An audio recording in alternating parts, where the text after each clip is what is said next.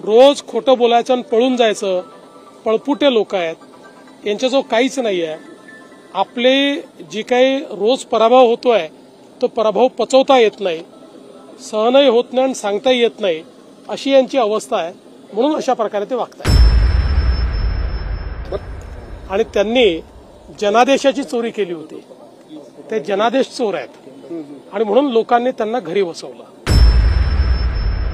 साहेब, खरं तर आज दिल्लीमध्ये इंडिया आघाडीचा मोठा मोर्चा निघाला आणि वेगवेगळे मुद्दे घेऊन ते निवडणूक आयोगावरती चालून गेलेले होते आणि काही धक्काबुक्की झाल्याचा आरोप देखील विरोधकांनी केलेला आहे खासदारांना.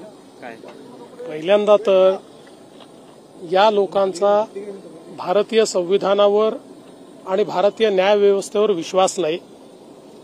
भारतरत्न डॉक्टर बाबासाहेब आंबेडकरांनी जे संविधान लिहिलं त्या संविधानाने जो निवडणूक आयोग तयार केलेला आहे त्या निवडणूक आयोगाने 4 पत्र यांना दिले की तुम्ही जे सांगता ते येऊन इथे शपथेवर सांगा. का हिंमत नाही यांची? का हे जात नाही तिथे? का पुरावे देत नाही? रोज खोटं बोलायचं आणि पळून जायचं, पळपुटे लोक आहेत, यांच्याजवळ काहीच नाही आहे.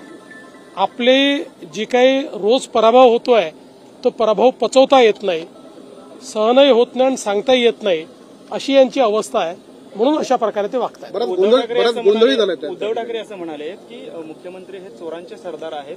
आज त्यांनी वेगवेगळ्या मंत्र्यांच्या विरोधात निदर्शनं राज्यभर केली आणि त्यावेळेस त्यांनी अशी बोचरी टीका केली आपल्यावर.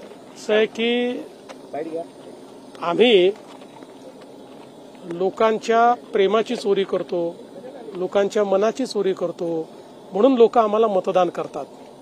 आणि त्यांनी जनादेशाची चोरी केली होती. ते जनादेश चोर आहेत आणि म्हणून लोकांनी त्यांना घरी बसवलं. त्याच्यामुळे जनादेश चोरांनी लोकशाहीमध्ये कसं वागायचं आम्हाला शिकवावं, यापेक्षा काय दुर्दैव आहे.